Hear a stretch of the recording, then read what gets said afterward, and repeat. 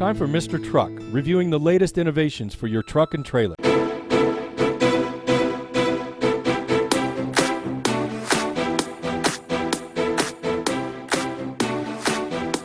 MrTruck here. I'm out here in Arizona at the new Ford 2020 Super Duty media launch. So you are Brian Gable. I think I've talked to you before. Yeah, back in 2017. That's right. Yep. Was that the wrap? What was that? I can't remember what the event was. It was the Super Duty 2017 model year launch. Oh, cool. Well, the questions I had on my muddy truck here, which it looks a little muddy, doesn't it? We kind of went through some stuff with my camera on there. So, who makes the shocks? I thought it was a Ford product. It's not made by Ford? It's made by Tenneco. Tenneco. So who are they known for? Oil companies, or what are they, Tenneco?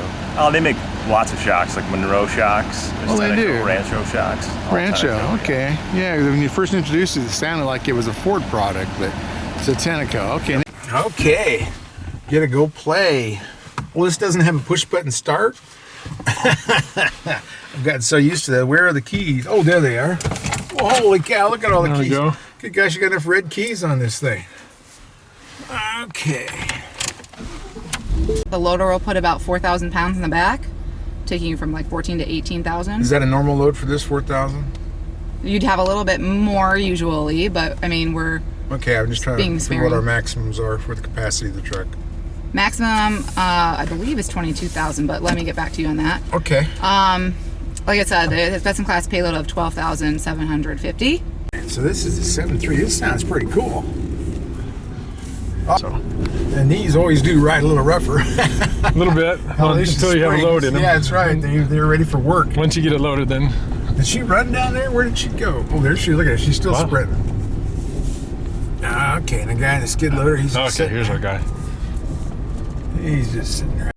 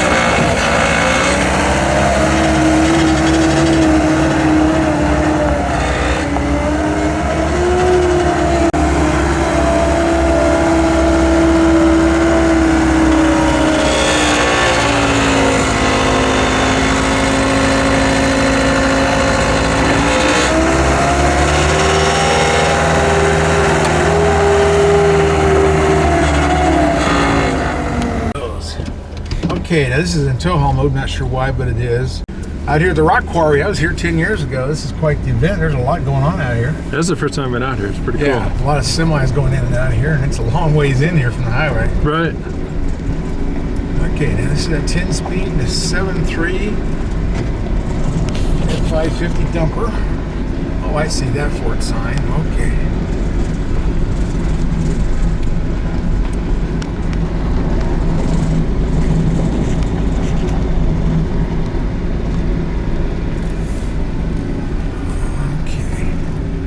Supposed to go around that big pile?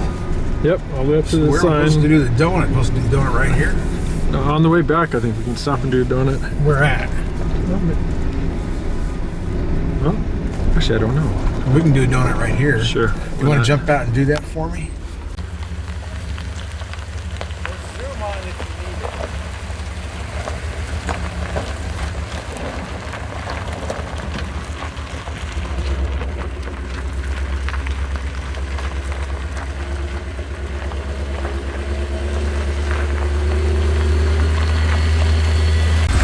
Truck that turns on dime. I think that's something to do with that wide front axle.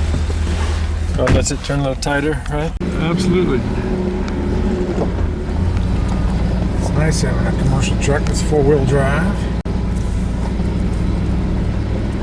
So they just come out with the new 650 that's four-wheel drive. There's a Volvo truck. There's a T-Rex. Those are really old. They don't make T-Rex anymore. That's a GM product. The old green ones. Yeah, you can tell this does ride a little better with the load in it. Yeah, it takes a bit of the balance out of it. And it's a brand new truck, so you know the springs are not broken in by any means. Yes, indeed. Oh, there she is. Look at that. She's landing our aircraft for us. Nice. Doing that all day with the trailer people.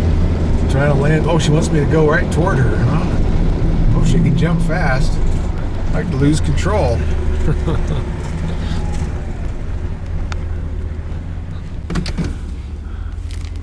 Okay, now, do I get to demonstrate the dump? Yeah.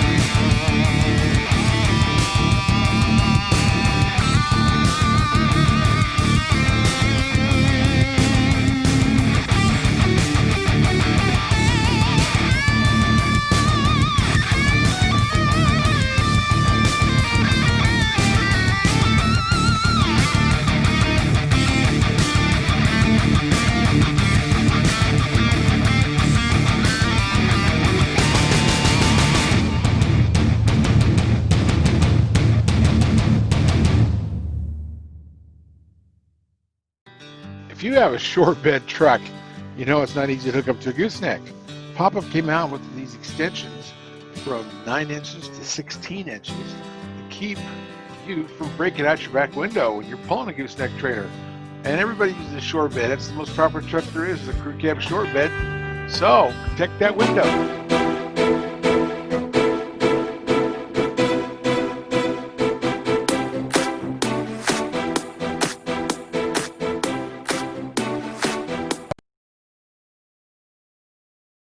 And what's your name, sir? You're Larry? Larry Ryan. Larry Ryan. Yeah, we towed before together. All you guys are... I think everybody works for Ford's been here 30 years. Seems to be the thing. Get out here. I'm going to turn my lights on so people, in case we lose a cable, I always like to have the lights on. All right. Pulling a Sundowner horse trailer to 9,000 pounds. This is the 7.3 V8, the new gas engine with a 430 rear end. Yes. Cool. That's why I want to test this out, the 10-speed.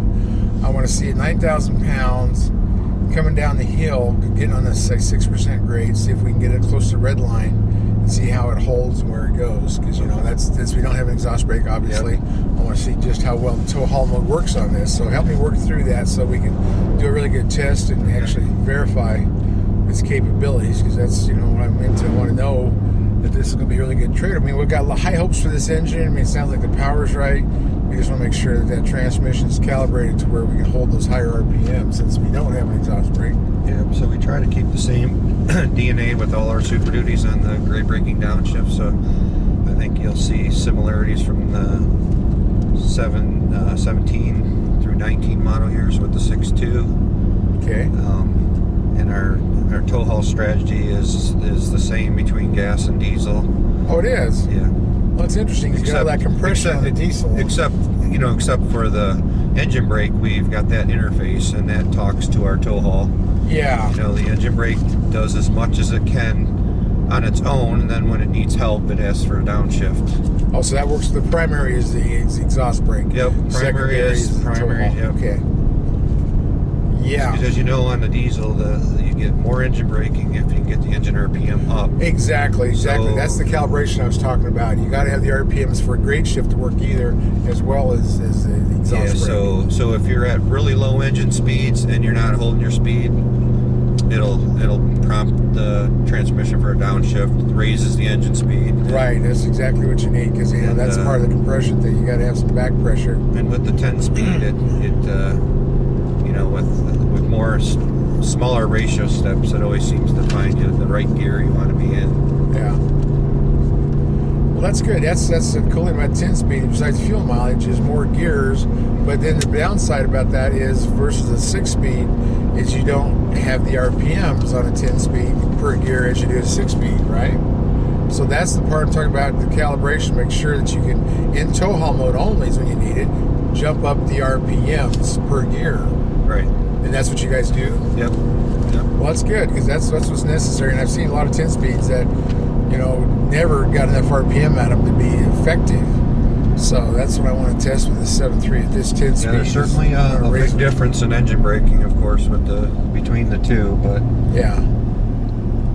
Well, sure, nothing beats a diesel with an exhaust brake. oh yeah, Nothing beats it. But there's a lot of cases where the 7.3 gas, it's going to save you a lot of money because what the diesels now are $11,000-$12,000 Yep. for the 10 speed, and these are.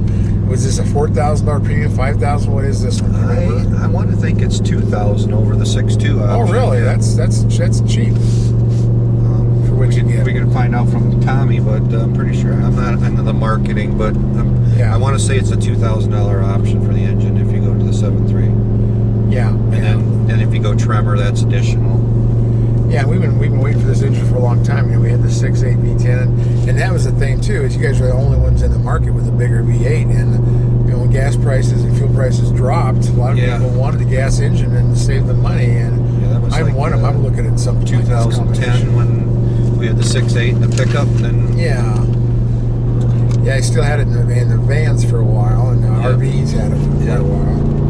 But yeah, this is old school too. It's not like, is this aluminum heads on this? I think so. Push I know rod. it's push rod and it's port injection instead of direct, so it's kind of an old school engine. But yeah, well, I can't stop talking about the steering on this with that. The enhanced electric enhanced dad is The electric is enhanced, awesome. which is part of that backup system, Yep. is ideal. Tow haul mode, it's tight, it's like rack and pinion. I love this feature because I drive trucks every day. I'm pulling trailers every day. It seems like sometimes less, but Yeah, it's effortless. yeah, the heavy duties, the super duties, they all kind of wobble across the road, and this is tight. This is going to feel like you're total controlled, like you already have to. Does this have the camper package? I'm trying to see if one of these has the rear anti-sway bar for a contrast to the other ones that This driven. sheet does not tell me, but we can when we stop. Most of the stickers are in the glove box. Okay. Yeah, I guess that's where the Maroni is. We're in 4th gear.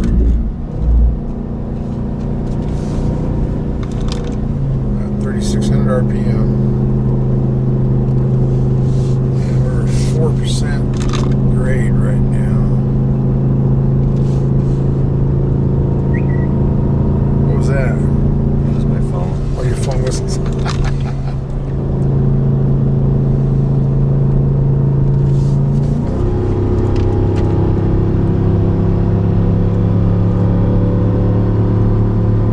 This combination looks like it's going to be in everything you make, from Class A mobile homes to ambulances and everything. Yeah, 7.3 is going to go in all that. Yeah, that 7.3 10-speed is quite the combination. So the 6.2, I guess, is only available in a 10-speed with the dually 350. So is that the same 10-speed that's behind the 7.3, or is there a difference? No, It's the same. So Okay. you can get a 10R 140 and a 6.2 F350. Right. F250 is a 6R. Yeah. No, when a 10-speed's available, I have a hard time buying a 6-speed. Yeah, so we're turn left up here. Okay. Let's see, let me get up to... Yeah, it won't set the speed like in the diesels, or will it? No. Okay. Because that was really cool how that did that. Set the speed. Yeah, about like that's where it cruise uses control. an auto engine brake. That's where it sets the speed with the brake or the gas pedal, Yeah. and then it maximizes out on the engine brake first, and then uses the tow haul. I just wanted to get up to 3,900 or 38, see what upshifted or what it did. Well, they got all you guys using that engine brake terminology, don't they? Yeah.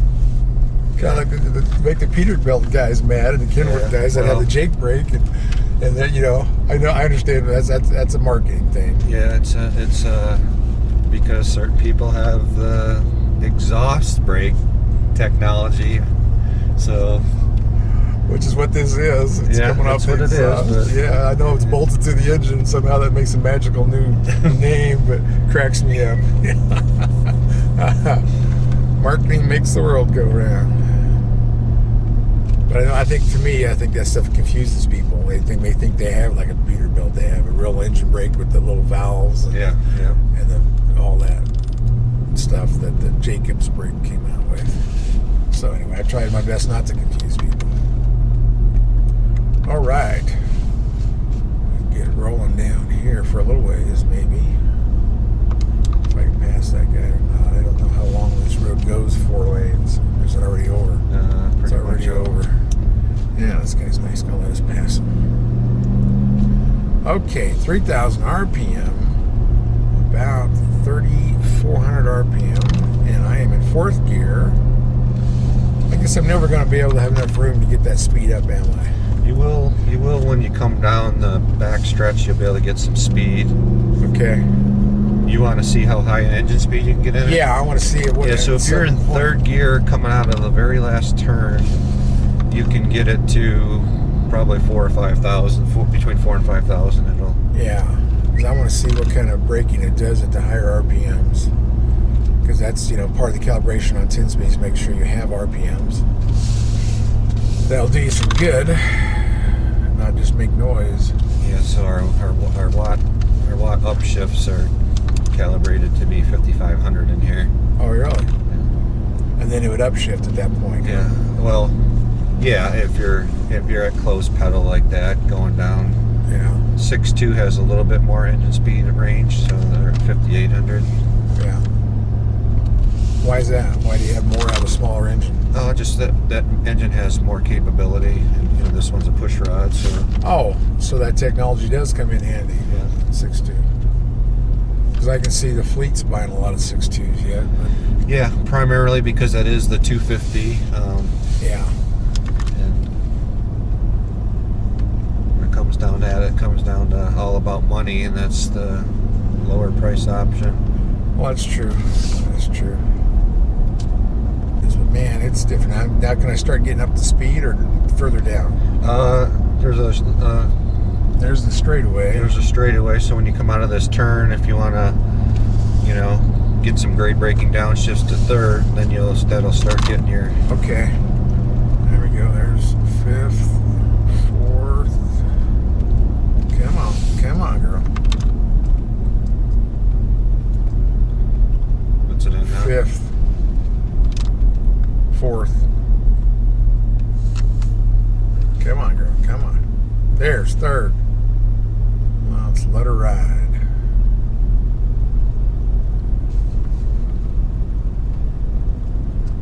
So we are, wow, that's a 5%. That's 10 degrees, isn't it? Yeah, it's 10 degrees? Holy cow. It's approximately twice what the degrees are. Oh, it's twice. Okay, wow. That means we're dropping like a rock now, huh? Yeah. Well, that's good, because I didn't notice that before. Yeah, it's starting to flatten out now. Yeah. This is probably the steepest part, right? This stretch right here between here and where those cars are at. Oh, I'll be darned. Yeah, it sure didn't feel that way until you get up in the mountains, and it feels that way all the time on the It's switchbacks. 4,500 to the top. Yeah. See, we're staying right under 3,000 RPM at 31 miles an hour, and got nobody following us, so we're good. Come on, RPM. I'm going to see how high you can climb. I'm going to blow this engine.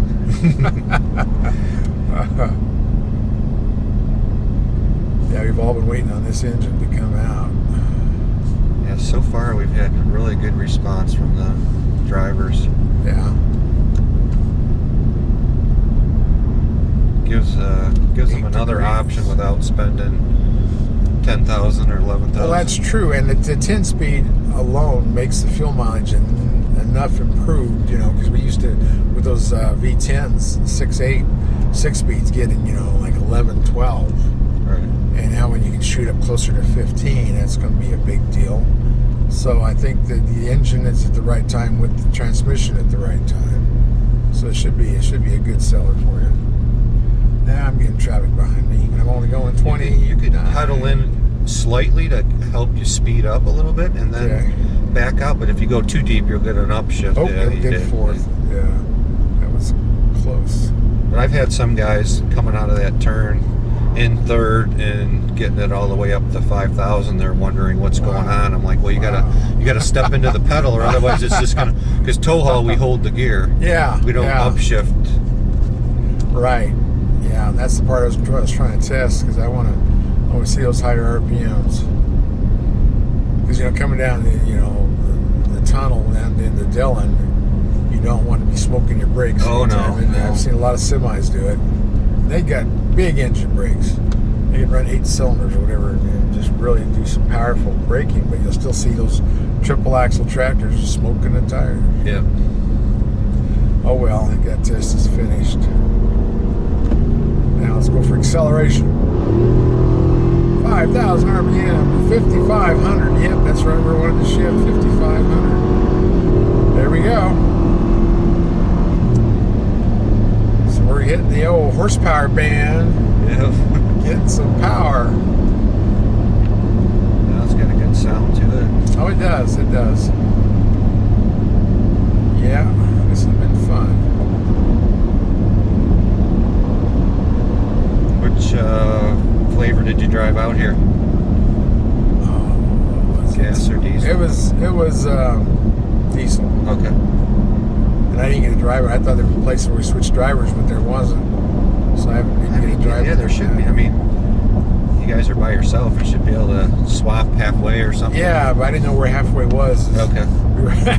Well, I would. On the way back, if you want to get more, because this is new, I would encourage you to try and get a 7.3 for the ride back. From the quarry. Yeah, that would be good. Okay, I see my blinker on. It means you can't go anywhere. So stop.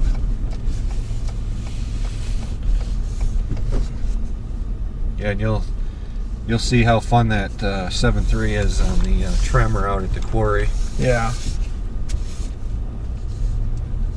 And you are still Patrick. Pat Hertridge. Yeah. Pat Hertridge and I are heading back to Phoenix or Scottsdale, someplace in Arizona.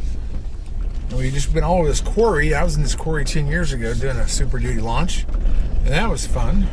I think that was in 2011 when the 6.7 first came out in the diesel. Okay. And yeah, I was out here with Don Ufford, and we were hauling dirt with the dump truck, and all this fun stuff. And we're in a Platinum 2020 F250 Super Duty crew cab, short bed, 4-wheel drive. He was out here in this quarry playing with the trimmer, climbing the hills, going through water. Oh, it was great track. And now we're headed home through all the rock fields. We just played with an F550 dump truck, and we hauled some stuff and dumped it. Getting pretty big line of trucks you guys have. Mm-hmm. About a complete line if you go from the Ranger all the way to the 750. Well, cool. We are in this 2020 F250 7.3 gas engine, 10-speed automatic. You know what acceleration we have? Is there a Maroni in there? Let's see. This is the first time I've driven one without a trailer. Yeehaw! Holy cow, we got right up to 5,500 RPM. That's where it likes to shift when you're wide open throttle. So I'm getting 14.5. Is this the 331, the 355? 355. 355. Okay, that's a good ratio. So this one you can get 355, 373, and 430. Wow, that's a lot of ratios. The 430, we'd have to have the big tires like the Tremor, I think, to get decent fuel mileage and make the ratios right. Where on this one, they even have a 331, I think, on the diesel. I'm not sure they have it on this. Not on this, no. But yeah, the 355 would be a good combination now. That 10-speed, because you got such low first and second.